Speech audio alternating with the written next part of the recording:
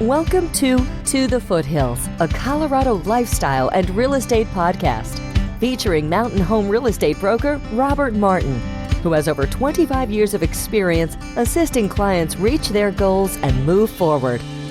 Tune in each week for a dynamic conversation with experts, Colorado adventurers, and residents that explores the ins, outs, and specific nuances of buying the perfect mountain home or selling your dream home in Evergreen, Conifer, Bailey, and surrounding areas to catch a glimpse into the Colorado lifestyle that's a part of you.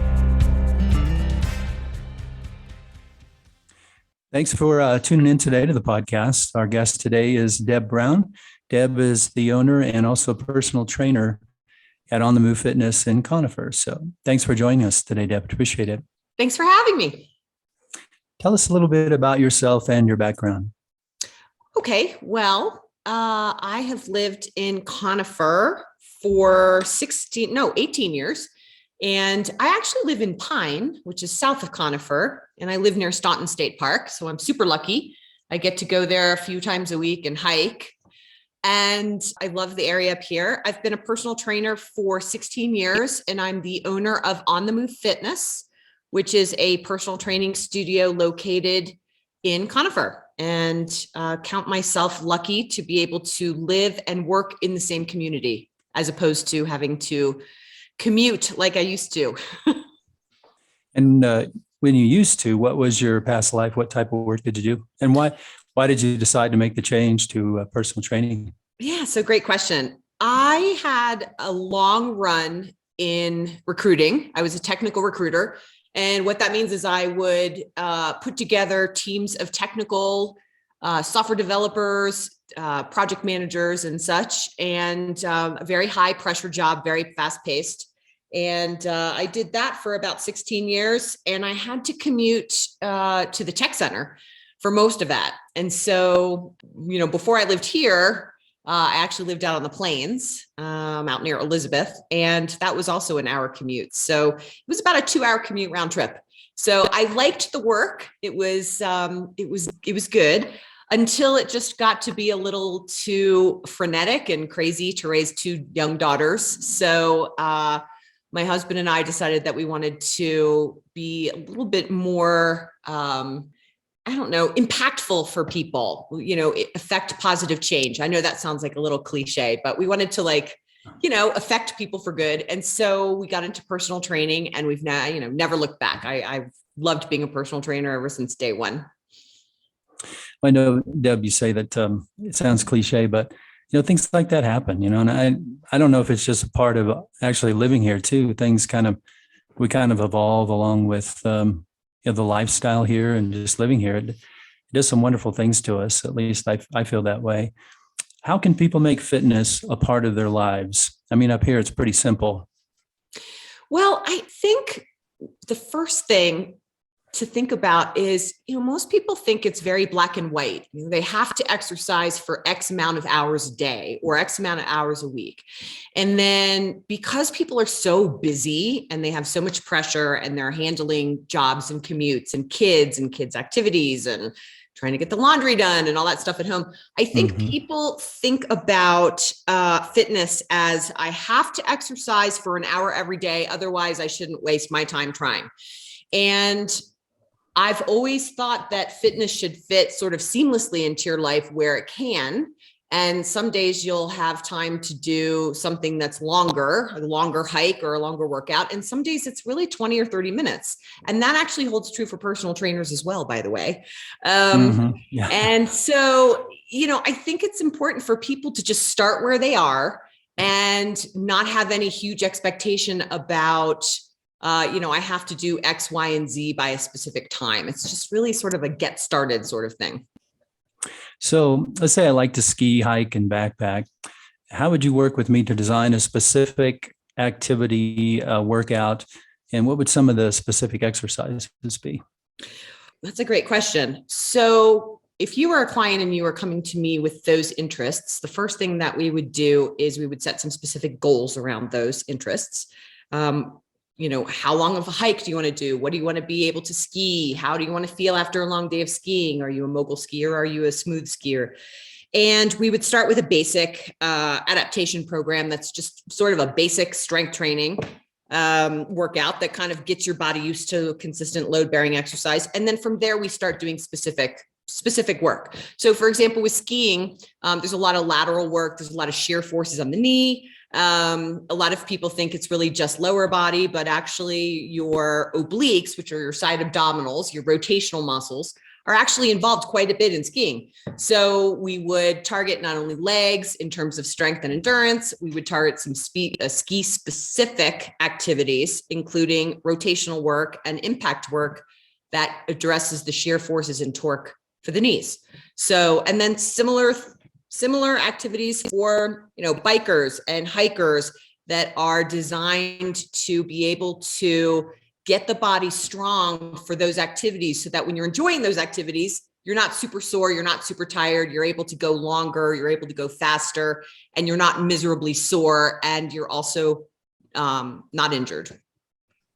So basically, many of your clients, of whom I am one, which I totally enjoy, except when you push me hard, but that's what you do. Good job. Thank you, Deb. May I have another? So I know your philosophy with clients is you design and tailor it specifically for that person. And you do have a lot of clients that have been with you long term. So I think that's a testament to you and what you do there. Thank you. And you have a good rapport with your clients. What do you see, Deb, at times that people, are there mistakes they make with nutrition, or how much do you hear from clients and they want kind of some insight onto losing weight and that sort of thing? I hear that quite a lot. And it is both a weight loss endeavor, especially, as we're coming into hopefully the end days of the pandemic. People have been at home. People have been necessarily, sequestered a little bit more in the last 2 years than normal, less activity. And so, yes, I'm hearing a lot of clients who want to work on weight loss and, focus on good nutrition. But I'm also hearing from people about nutrition as it relates to stress and energy. And as you probably know, there's a lot of new research that is addressing the gut biome and how it relates to physical health and mental health.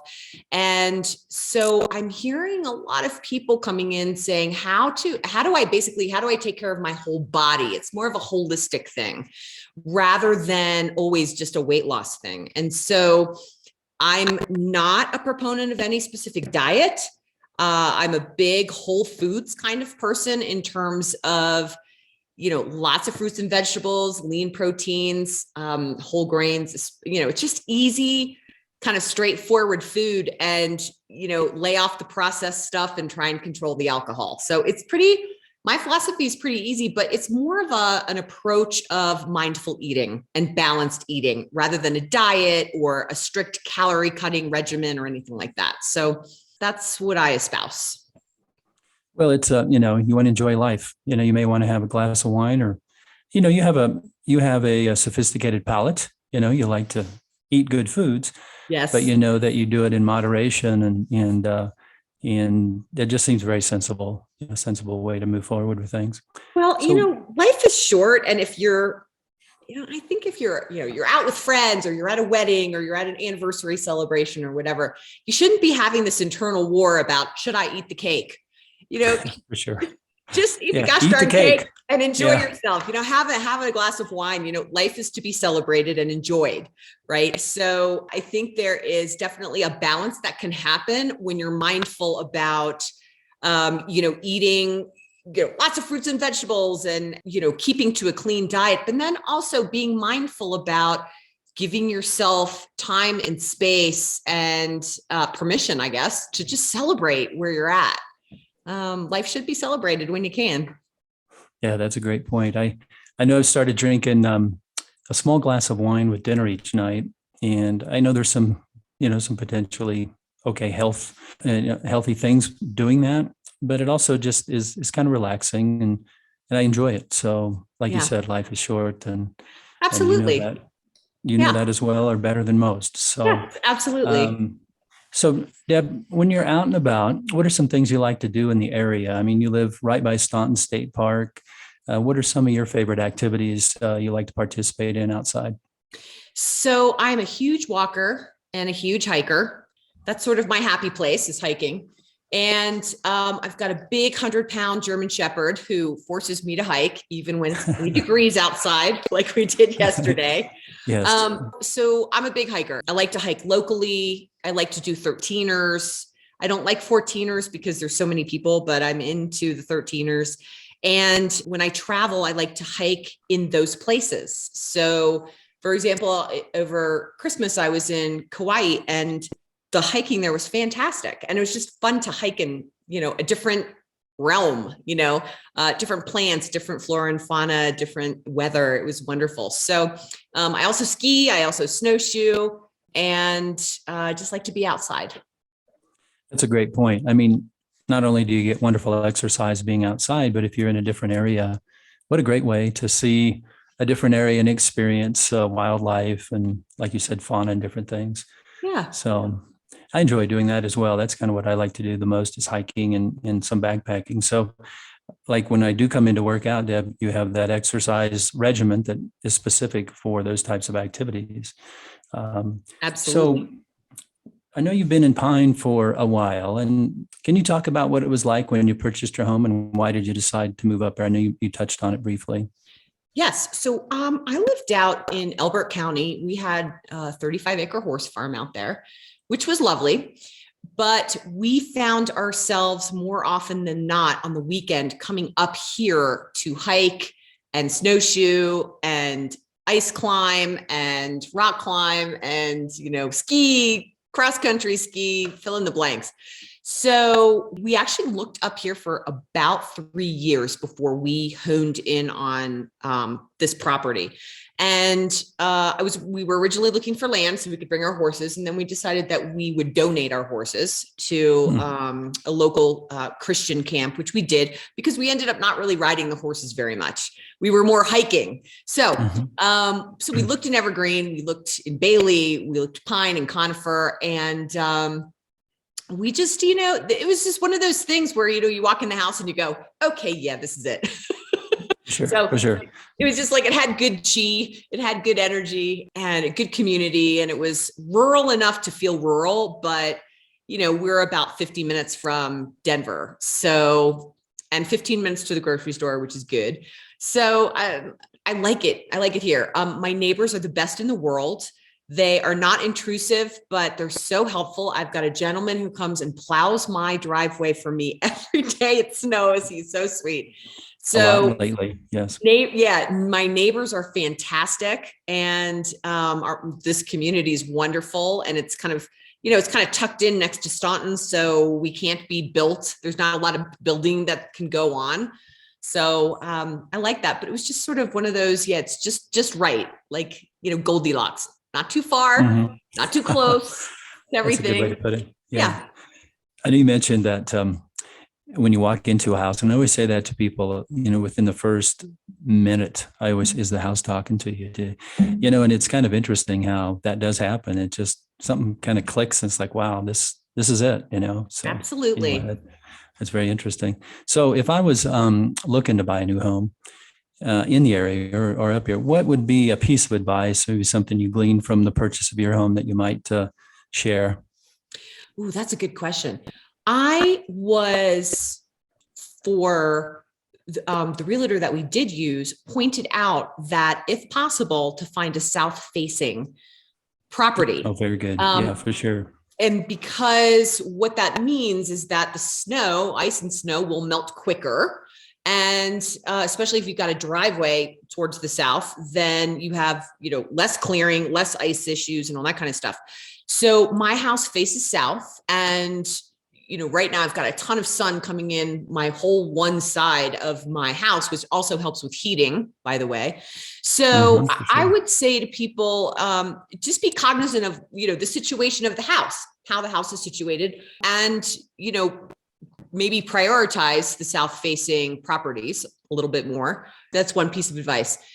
The other piece of advice I would say is just, make sure that you can do whatever driveway, secondary roads in the winter, because there are some houses that are pretty secluded and you have to drive up, some switchbacks, and those get really icy and snowy. And, I would ask the question, like, what is this road like in the winter? Describe for me, what is the snow plowing like? How, is it graded in the summer?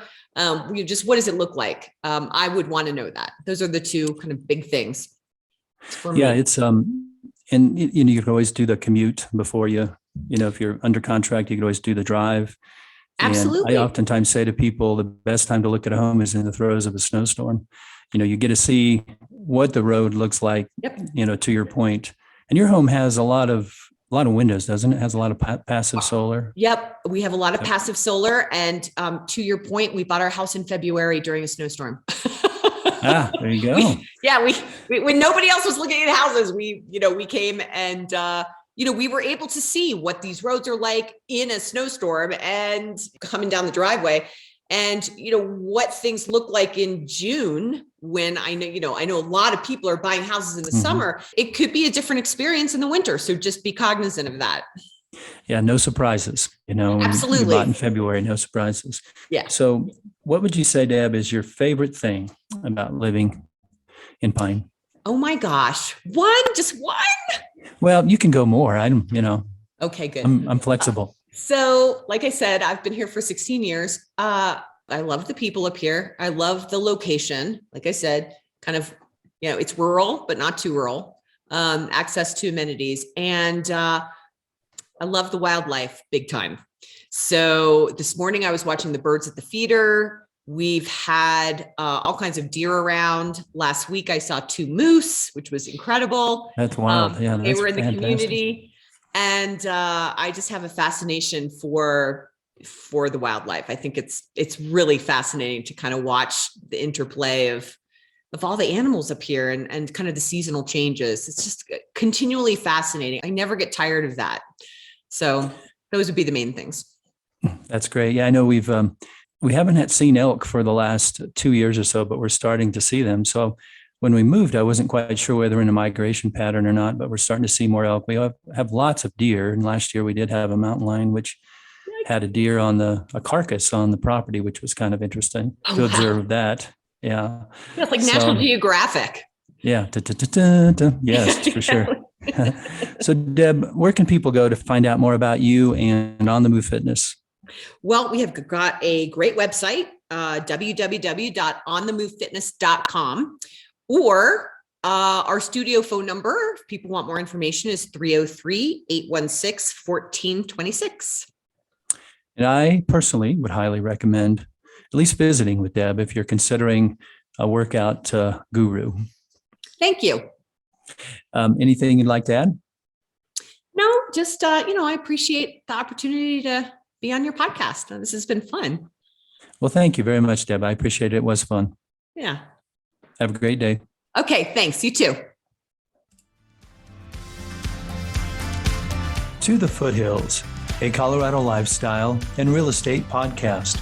On the podcast, I interview real estate experts, Colorado adventurers, and residents who enjoy the serenity and lifestyle of living in our mountain communities. Tune in each week for a conversation that explores the ins and outs of buying the perfect mountain home or selling your dream home, and catch a glimpse into the Colorado lifestyle that's a part of you.